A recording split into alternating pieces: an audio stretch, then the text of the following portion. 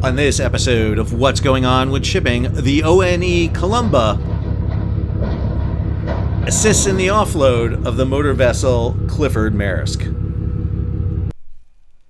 I'm your host, Sal Mercogliano. Welcome to today's episode. We're looking at a collision that took place in the port of Hong Kong between an ONE Ocean Network Express vessel and that of a Maersk container ship. We're going to look at why this happened, take a look at the track, and try to break down the events as they transpired. If you're new to the channel, hey, take a moment, subscribe to the channel, and hit the bell so be alerted about new videos as they come out. Here's the story over at Maritime Executive. The ONE vessel struck the Maersk ship as it was maneuvering into Hong Kong on Friday evening, February 28th. The Elysian dislodged 3 containers from the docked Maersk ship, causing them to fall in the harbor. ONE Columba, 138,000 deadweight tons, arrived at Hong Kong's Kwai Chung container terminal from China's Shenzhen port. In the video of the incident, the bow anchor is down with the chain visible and tugs assisting the Japanese registered vessel. Built in 2018, the ship is 364 meters in length, capacity of 14,000 TEUs. Those are 20-foot equivalent units. Most ships carry 40, so half that number. The vessel appears to overshoot, and its bow hits amidship the Maersk container. I don't think it's midship, it's more forward, as you'll see, which is docked at a 90-degree angle. Yeah, she T-boned her. As the ONE vessel reverses, container stacks on the deck of the Maersk vessel can be seen to teeter, and 3 boxes fall in the water. Hong Kong Marine Department has reported that all 3 containers have been retrieved. The Clifford Maersk, 110,387 deadweight tons, built in 1999, registered in Denmark, 9,640 TEUs, a little bit smaller, 1,138 feet, 347 meters. There was no pollution and no injuries. One media report is saying that the ONE vessel sustained a 2x2 meter gash above the waterline. According to data, ONE Columba, which has sailed since then, was bound for Ningbo, and the Maersk vessel departed on Sunday bound for Shanghai.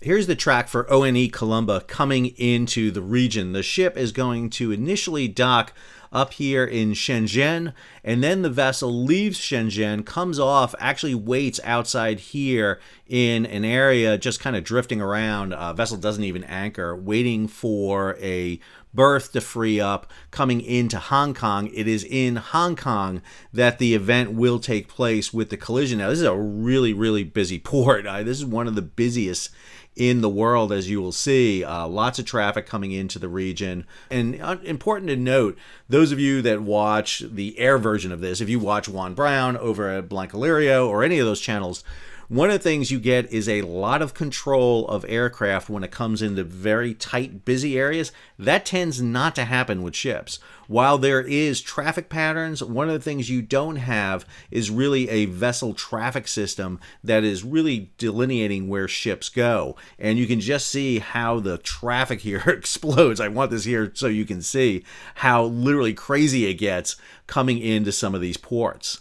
So this is ONE Columba after its port stay at Shenzhen, waiting to get into Hong Kong. You'll notice right here that the vessel is kind of just literally drifting here. Come out, just turn the engines off, and just coast. This happens. You don't want to drop a hook, so you just go out and literally just get out of traffic and just sit here and wait until you're called or your time is available to come up on berth. And what you'll see here is ONE Columba will all of a sudden put the throttles down and start heading up to its berth. There you go. She is heading up now to the docking that's going to take place in Hong Kong. So I'm going to walk you through here. I have this set up on satellite map. I was going to put the navigation chart, but it gets really confusing and hard to see. Suffice it to say, ONE Columba is in the designated channel. She is following it. She will have a pilot on board. Pilots, again, assist in the maneuvering and docking of the vessel. They do not relieve the ship's master of overall command of the vessel. They are there to provide their expertise. You'll see the track line here for ONE Columba. She's going to come in, make a right turn, come in under the bridge, come into the berth up here, and the vessel is going to basically do almost like a 3-point turn to spin the vessel around and then back into the berth. This way, when the ship leaves, all they have to do is take lines off, pull her off the dock, and she can head straight out. You tend to do this coming into berth. So you want to come in so that you're pointing outward, outbound, so it's easier to leave. So you take the time when you come in to spin the vessel around. Very busy berth. You can see a lot of ships here at anchor coming in. Let's go ahead and let this run a little bit. Ship is coming in at 13.3 knots. The vessel has begun to slow down now. Now the ship is under 10 knots.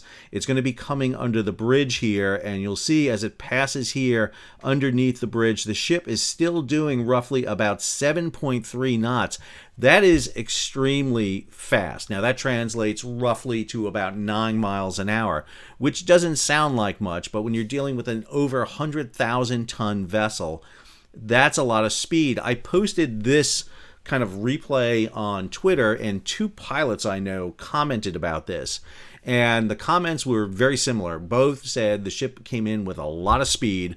And one of the things that happens here as the water shallows, as you get into shallow water, this ship is going to need to back down. Now, understand, vessels of this type has a single slow-speed diesel engine. In other words, it has one massive diesel engine that is physically connected to the propeller. There's no reduction gear. So to go in reverse, you literally have to turn the engine in reverse. That also means the propeller is designed to propel this vessel forward. When you put a ship's propeller in reverse, it is not as efficient. It is not as able to pull water in the opposite direction. Plus, you lose some of the maneuverability. Now, this ship is going to have tugs on it to assist. However, you need the ship's engines to get way off the vessel. In other words, to slow it down. And both these pilots said when the shallowing of the water, you have less ability to handle it. And I'll read a note from one of the pilots about ONE that he had recently piloted a ship very similar to it, and said that ships of this class lack the power, lack the stern power. Getting down from 3.5 knots with a tugboat on the stern might require even half a stern for a normal stop. You would need full astern for an emergency, and there was no room here. So basically, the ship had too much way on, and even backing down is not going to stop this vessel. All right, back to marine traffic. We'll go ahead and get this going. You can see the vessel coming in. It is now down to 6 knots, down to 5 knots, and still a lot of way. And now she's turning. She's turning at 3.5 knots. And that is a ridiculous amount of speed. This ship should be at 1-2 knots tops.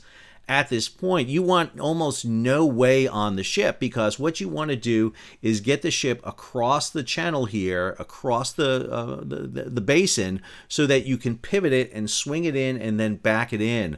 What this ship is doing is just going way too fast. And what you see here is ONE Columba coming around. I'm going to zoom in here a little bit more. And the question is, where do you take it? Do you go into the berth here, or do you wind up hitting Clifford, Maersk? And it looks like she's going to come straight in. She's 2.5 knots right here, coming down to 1.7 knots, and that's when the vessel strikes at that point. You can see she's got a tug up here forward. She's got one back aft here, but it is this collision that did it. Now, in the video, which we'll see in a second, dropping an anchor is not an efficient way to stop. It just isn't. It's not like the movies. Anchors are designed to hold you in place. They're not designed to stop you, although we have seen anchors being used to cut cables recently. And you'll see that those anchors don't stop those vessels. The other question people will have is thrusters. Can I use the thrusters? Thrusters tend not to be usable unless your speed is under 3 knots. So while they are coming under speed at that time, thrusters move the ship sideways here. It doesn't help you slow down. Go ahead and let this run. So you see ONE Columba here hitting and then pivoting. It is pulled off at this point out into the berth. While they hold the vessel, you'll see tugs coming in to assist. Some of them are going to Clifford, Maersk to make sure that vessel is stable. Other tugs are being sent in here to get ONE Columba under control, and they're going to assist in getting the ship in the berth. You'll notice other ships are coming in at this time. I mean, the port doesn't stop. There is a lot of traffic going on, and now what we see is ONE Columba being moved so that the vessel will come into the berth here. Again, really crowded, really busy port, and it looks like this ship just came in too fast, and what we saw was the collision. So this is the video that's attached to the Maritime Executive. Unfortunately, we don't have a video showing the exact collision. What we have is the after effect. So on the left here, the kind of pinkish hue color vessel, this is the ONE vessel. You'll see right here the anchor is down. It looks like, it's hard to tell which anchor it is. It may be the starboard anchor that's down here. I think it's the port anchor. I think the starboard anchor is still housed right here. Really hard to tell. Here are the 3 container stack that's coming in and falling off the Clifford Maersk. This is well forward. This is not amidships. So it hit that stack, and what we have is the 3 containers going in. Tugs, in the meantime, are assisting in pulling the vessel off. And so what we see are ONE, the tugs here are assisting in pulling the ship off at this moment. So, not a dramatic collision, but again, a element of proper seamanship and due diligence here. Now, who's going to be responsible for? Actually, it is the starboard anchor. It is the starboard anchor, it looks like, that's out of the housing right there. It looks like that's the anchor they dropped. And you'll see it's on a very short stay, so the anchor is sitting right there. They obviously would have to pull that anchor back up before they could berth the vessel. Again, the question becomes who's ultimately responsible. The pilot should have been slowing the ship down. Pilots will have multiple hundreds, if not thousands, of dockages in this port. They know what type of speed they need coming in. However, again, they are also under a ship's master. There's always the question of schedules, how fast you get in. But there's one other interesting little side note here. I just want to raise it because it was just interesting, and I caught it in the marine traffic replay. So this is Clifford Maersk, which is the vessel that got hit, but just ahead of it is this vessel, the Maersk Saltoro. Now, Maersk Saltoro has been in the news repeatedly over time. She is the sister ship of a vessel that everybody on this channel will know, the motor vessel Dali, the vessel that took out the Baltimore Francis Scott Key Bridge. Saltoro had been boarded by the FBI when that ship came into the United States to see whether or not there were similar issues on board that vessel in terms of engines and preventive maintenance as was on the Dali, and they did find issues. But just recently, Maersk Saltoro made the news for another story. This is a Maritime Executive story from February 10th. Dali sister ship back underway after, wait for it, 23 days adrift in Micronesia. Let's read this story. Maersk Saltoro is reported to be back underway after drifting for 23 days. The 116,850 deadweight ton container ship built in 2015 by Hyundai. Like the Dali, she's also sailing under the flag of Singapore and managed by the same company, Synergy Marine, under charter to Maersk. Capacity of 9,971. The vessel was boarded in Baltimore back in September 2024.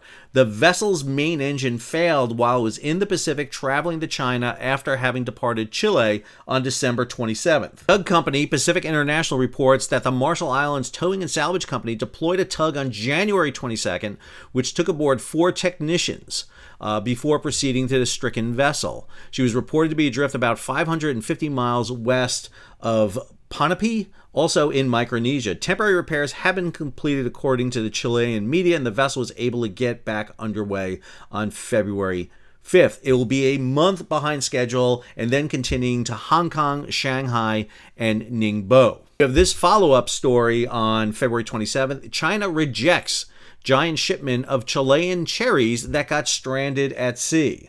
So the worst fears of Chile's cherry growers have come to pass. Chinese custom authorities have rejected the shipment. About 60 to 130 millions worth of cherries, that's a lot of friggin' cherries, were stuck on board the vessel. Saltoro was chartered to Maersk and was deployed on the seasonal, wait for it, Cherry Express. This is just, this is why I love shipping. You get great stories like this.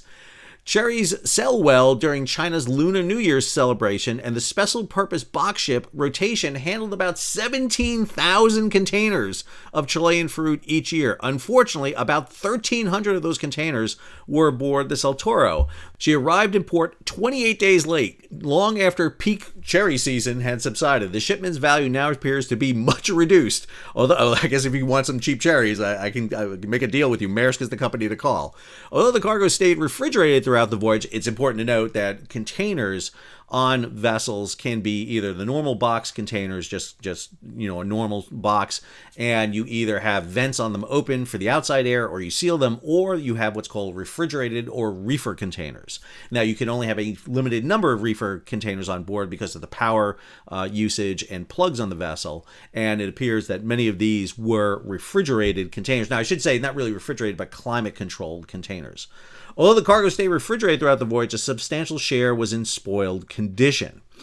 The Chilean Cherry Committee, the CCC, has been in talks with customs officials in order to optimize the quantity slated for disposal. So while not directly related to the collision, I just couldn't help but notice that Maersk Saltoro was there. It's a story I've been meaning to talk about, so we throw it in there just for the cherry on top of this story. I'm sorry, I could not resist that. That was just beckoning to be used in this story.